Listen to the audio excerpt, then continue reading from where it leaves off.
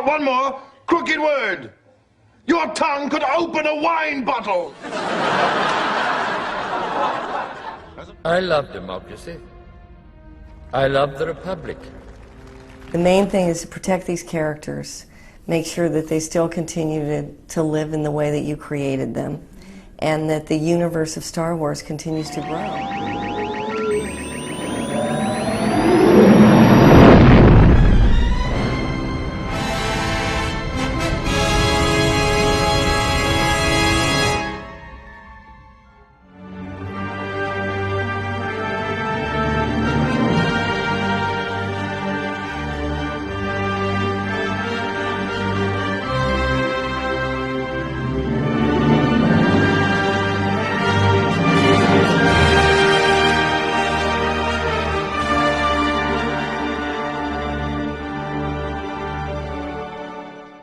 So let's talk a little bit more about what the email nuclear bomb and the notes that were discovered at Lucasfilm that are going to be made public.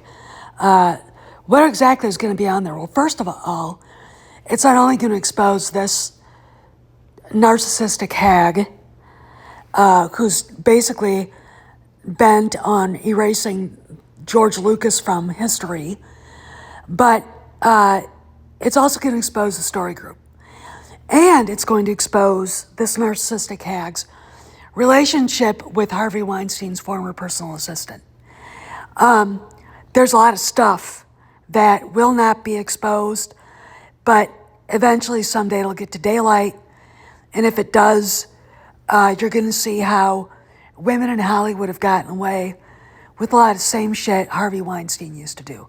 Now, let's talk about the relationship with Leslie Headland. Leslie Headland did a few shows on Netflix and Freeform, one called Russian Doll.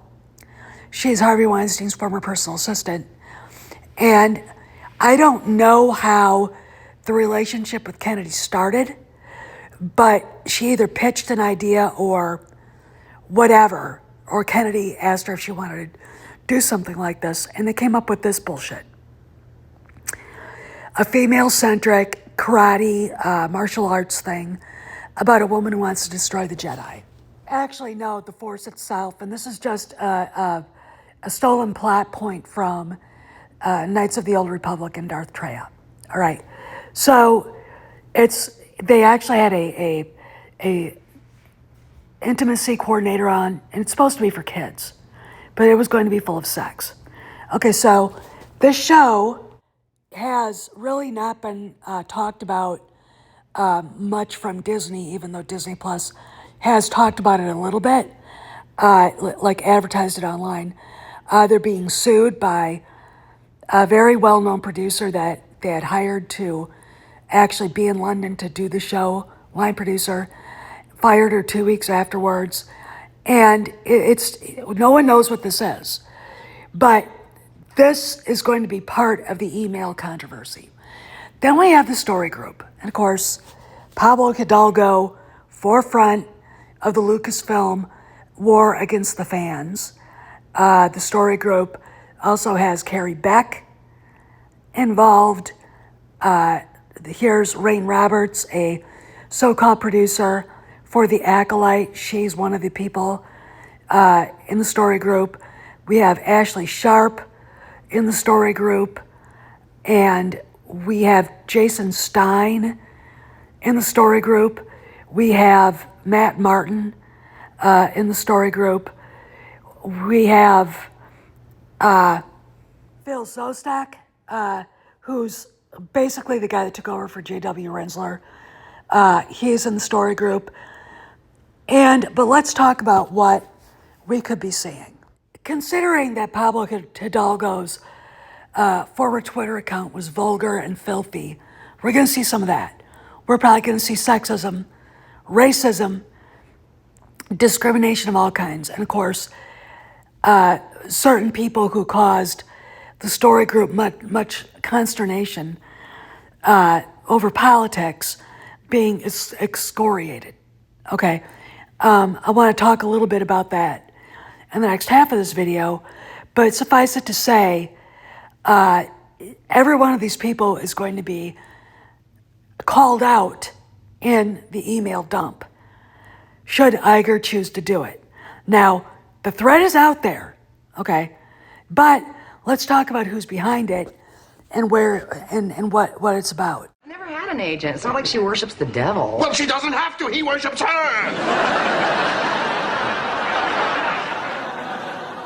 Oh, she's horrible. I've made a ghastly, ghastly mistake. So Gina Carano, being Italian, and of course, Italians love their grudges, did not hold back after South Park came out. And it was a very deliberate, pointed attack that she posted on X about Kennedy. And it was very detailed. And it was very, she's swinging her axe at her, okay? And it's the first time she's talked about it before. She talked to Ben Shapiro about it, blah, blah, blah.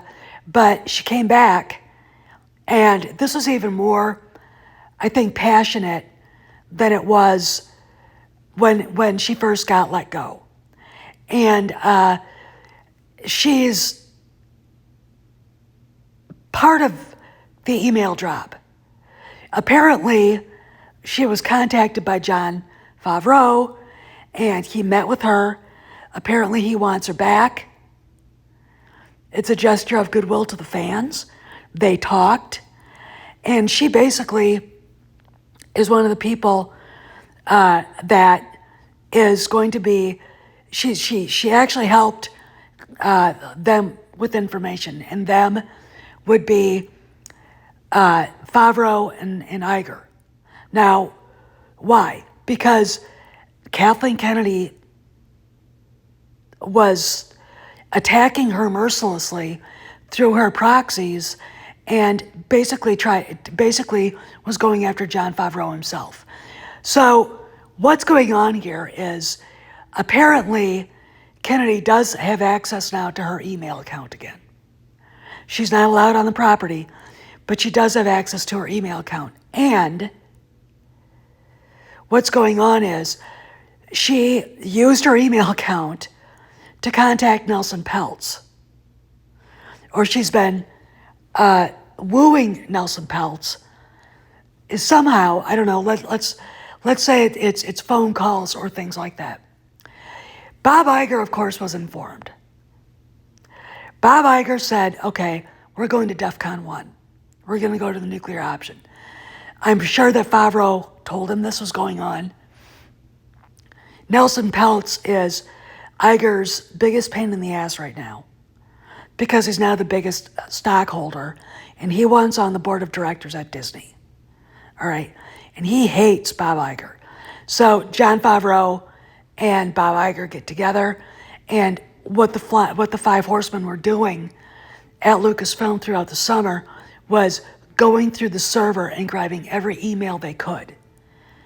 So when you look at the article that Bounding Into Comics put out and Kamran's Patreon, and Sparrow basically verified this is happening,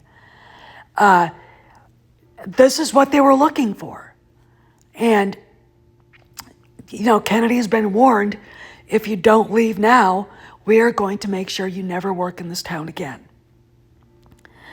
And not that she has a chance after what Spielberg did to her, but still, you've got this happening, okay? So she hasn't said a word. I haven't really heard if she was angry. I do know from through Kamran that Sparrow said that her flying the grounded monkeys at Lucasfilm were very upset about the South Park episode. But I want you to look at it this way. Trey and Matt go to Iger and Favreau and say, we want to do this. Iger says, go for it. Then Carano shows up, does a detailed X post at someone who was white knighting Kennedy on X.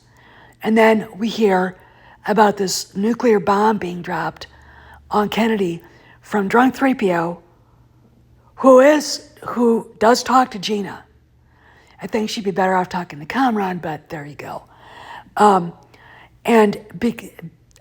Just because that would scare the hell out of the flying monkeys. All right, and they're already the grounded monkeys, and they're already scared. So that's how this is going now. Does Iger have the guts enough to do it? And look, Peltz can sit there and look at Kennedy and saying, "You're the first person I want out of here. Get the hell out of my face," which is probably what he did. Nelson Peltz is a very serious guy. All right, he's a money dude. Okay, and this is very important to him.